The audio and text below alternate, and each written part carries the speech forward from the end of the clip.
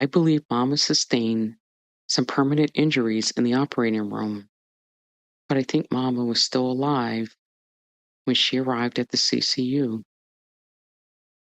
The CCU doctors helped Mama instead of actively killing Mama and participating in the cover-up. Mama would be alive today. Remember the adage in medicine, if it's not written down, it didn't happen?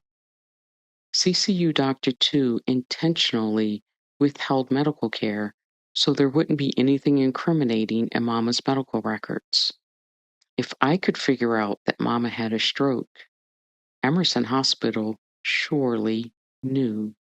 And they knew this on August 6, 2021 at 6:50 p.m., if not before. A tissue plasminogen activator, or TPA, is the primary medication given to stroke victims to break up a blood clot and restore blood flow to the brain. The timeline is critical for these medications.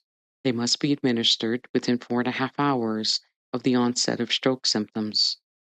Emerson Hospital would not allow me to see Mama until 7 hours and 31 minutes after Emerson Hospital knew Mama's stroke likely started.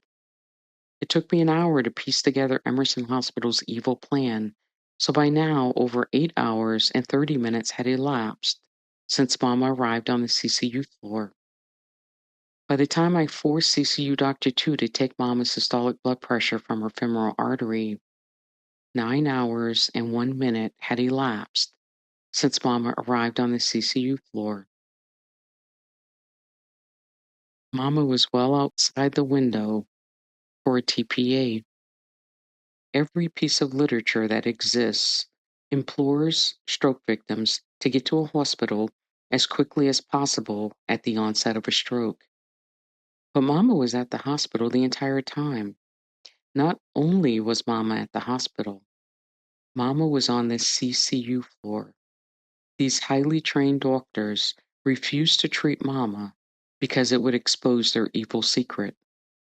Was Mama a candidate for a TPA? Or was Mama's systolic blood pressure too high and more drastic measures needed to be taken to reduce Mama's systolic blood pressure quickly? Emerson Hospital didn't know, and Emerson Hospital didn't want to know. Emerson Hospital's corrupt doctors didn't even try to save Mama's life. The cover-up was more important than Mama's life. Despite Emerson Hospital's despicable actions, Dr. Robbie Goldstein, Commissioner of the Massachusetts Department of Public Health, appointed by Governor Maura Healey, and Kate Walsh, Secretary of Health and Human Services, refused to investigate Mama's death at Emerson Hospital. Dr. Goldstein, Kate Walsh, and Governor Healey, I will not allow you to ignore Mama's death and the subsequent cover-up. Emerson Hospital acted with reckless disregard and depraved indifference to Mama's life.